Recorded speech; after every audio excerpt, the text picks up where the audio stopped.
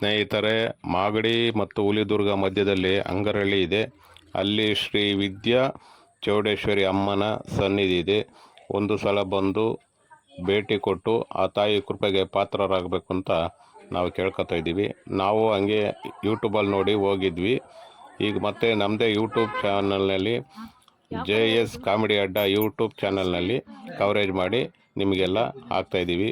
ನೀವು ಬಂದು ನೋಡಿ ಈ ಸನ್ನಿಧಿಗೆ ಆ ತಾಯಿಗೆ ಕೃಪೆಗೆ ಪಾತ್ರ ಆಗಬೇಕು ಅಂತ ನಾವು ಕೇಳ್ಕೊತಾ ಇದ್ದೀನಿ.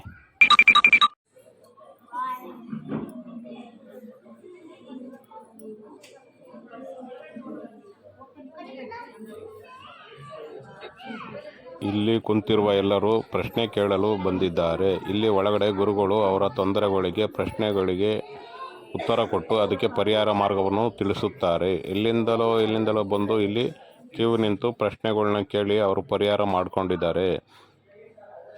ಈ ಸನ್ನಿಧಿಯಲ್ಲಿ ಗುರುಗಳು ಈ ತಾಯಿ ಬಗ್ಗೆ ಮಾಹಿತಿಗಳು, ಯಾರ್ಯಾರ ತೊಂದರೆಗೆ ಏನೇನು ಪರಿಹಾರ ಅಂತ ಅವರು ಮಾಹಿತಿ ಕೊಡ್ತಾರೆ. ಈ ವಿಡಿಯೋವನ್ನು ಕೊನೆವರೆಗೂ ನೋಡಿ, ಮಿಸ್ ಮಾಡಬೇಡಿ.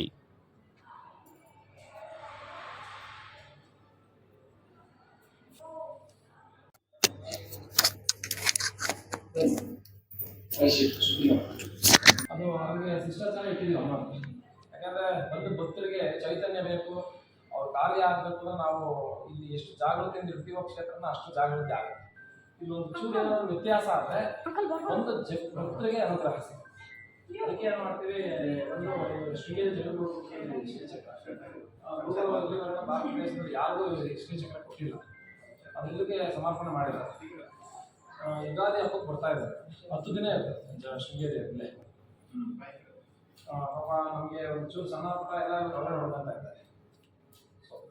ಭಾರತ ದೇಶದಲ್ಲಿ ನಮ್ಮ ಸನಾತನ ಧರ್ಮದ ಎಲ್ಲ ಆಸ್ತಿಕರು ಈ ಪವಿತ್ರವಾದಂತಹ ಯಾತ್ರಾ ಸ್ಥಳಕ್ಕೆಲ್ಲ ಭೇಟಿ ಕೊಡ್ತಾ ಇದ್ದಾರೆ. ಅದೇ ರೀತಿ ವಿದ್ಯಾಚೌಡೇಶ್ವರಿ ಮಹಾಸಂಸ್ಥಾನ ಮಠವನ್ನು ಸುಧಾ ಒಂದು ಪವಿತ್ರವಾಗಿ ಧಾರ್ಮಿಕ ಒಂದು ಕ್ಷೇತ್ರದಲ್ಲಿ ಬಹಳ ವಿಶೇಷವಾದಂತ ಸ್ಥಾನಮಾನವನ್ನ ಭಾರತದ ಸರ್ಕಾರದಲ್ಲಿ, ಕರ್ನಾಟಕ ರಾಜ್ಯದಲ್ಲೂ ಮತ್ತೆ ಹೊರ ರಾಜ್ಯದಲ್ಲೂ ಸುಧಾ ಹೆಸರನ್ನ, ಒಂದು ಶಕ್ತಿಯನ್ನ, ಭಕ್ತಿಯನ್ನ ಮೂಡಿಸಿರುವಂತ ಇದು ಪವಿತ್ರವಾದ ಕ್ಷೇತ್ರ. ಈ ಕ್ಷೇತ್ರದಲ್ಲಿ ವಿದ್ಯಾಚೌಡೇಶ್ವರಿ ಎನ್ನುವಂತ ಅಮ್ಮನವರು ಬಂದವರಿಗೆಲ್ಲರಿಗೂ ತಮ್ಮ ಕಷ್ಟ ಕಾರ್ಪಣ್ಯಗಳನ್ನುಗೋಸ್ಕರ ಬರ್ತಾರೆ, ಭಗವತಿಯಲ್ಲಿ ಪ್ರಾರ್ಥನೆ ಮಾಡ್ತಾರೆ.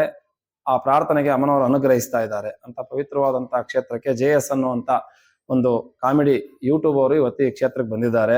ಅವ್ರು ಕೇಳಿದ್ದಾರೆ, ಸ್ವಾಮಿಗಳೇ ಇಲ್ಲಿ ವಿಶೇಷ ತಿಳಿಸಿ ಅಂತ. ಈ ವಿಶೇಷ ಇವತ್ತು ಕರ್ನಾಟಕ ರಾಜ್ಯದಲ್ಲೆಲ್ಲ, ಹೊರ ರಾಜ್ಯದಲ್ಲಿರುವಂತ ಎಲ್ಲ ಜನರಿಗೂ ಗೊತ್ತಿರೋದೆ. ವಿದ್ಯಾಚೌಡೇಶ್ವರಿ ಅಂದ್ರೆ ಭಾರತ ರಾಷ್ಟ್ರದಲ್ಲಿ ಒಂದು ಪೀಠ ಇದೆ, ಅದು ಪವಿತ್ರವಾಗಿ ವಿದ್ಯಾಚೌಡೇಶ್ವರಿನ ಪೀಠಗಳು 106 ಇದೆ. ಅದರಲ್ಲಿ ಈ ಒಂದು ವಿದ್ಯಾಚೌಡೇಶ್ವರಿ ಅನ್ನೋ ಹೆಸರು ನಮ್ಮ ಭಾರತ ದೇಶದಲ್ಲಿ KG ದೇವಪಟ್ಟಣದ ಆರಾಧ್ಯ ದೇವತೆ ಪುರಾಧೀಶ್ವರಿ ಅನ್ನೋ ಹೆಸರನ್ನ ಪಡೆದಿರುವಂತ ಈ ಪವಿತ್ರವಾದಂತ ಈ ಕ್ಷೇತ್ರದಲ್ಲಿ ಅಕ್ಷರಾಭ್ಯಾಸ, ಮಕ್ಕಳಿಲ್ಲ, ಮತ್ತೆ ಅನಾರೋಗ್ಯದ ಸಮಸ್ಯೆ ಇದೆ, ಹಣಕಾಸಿನ ಸಮಸ್ಯೆ ಇದೆ ಅಂತ ಎಲ್ಲ ಸಮಸ್ಯೆ ಇರೋರು ಎಲ್ಲ ಬರ್ತಾರೆ, ದೇವರಲ್ಲಿ ಪ್ರಾರ್ಥನೆ ಮಾಡ್ತಾರೆ, ದೇವರಲ್ಲಿ ಒಂದು ಅರಕೆ ಕಟ್ಕೊಂತಾರೆ, 5 ರೂಪಾಯಿ 9 ರೂಪಾಯಿನ. ಆ ಅರಕೆಯನ್ನು ತಗೊಬಂದು ಅಮಾವಾಸ್ಯೆ ಪೌರ್ಣಮಿಯಲ್ಲಿ ಕೊಡ್ತಾರೆ. ಆ ಕೊಟ್ಟಂತ ತಕ್ಷಣದಲ್ಲಿ ಅವ್ರ ಕಾರ್ಯಗಳು ಆಗ್ತಾ ಇದೆ.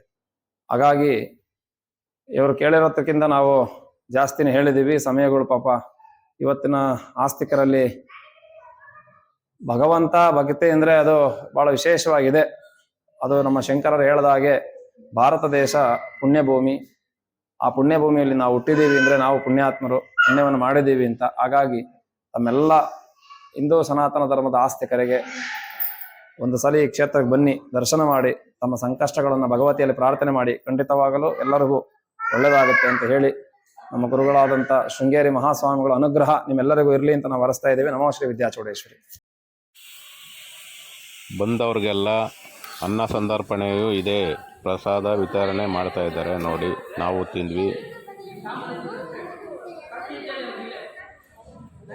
ಇವರು ಒಂದು ಒಳ್ಳೆ ಚಾನೆಲ್ ಮಾಡಿದ್ದಾರೆ. ಈ ಚಾನೆಲ್ಗೆ ಅಮ್ಮನವರ ಅನುಗ್ರಹ ಇರಲಿ, ನಮ್ಮ ಗುರುಗಳ ಆಶೀರ್ವಾದ ಇರಲಿ.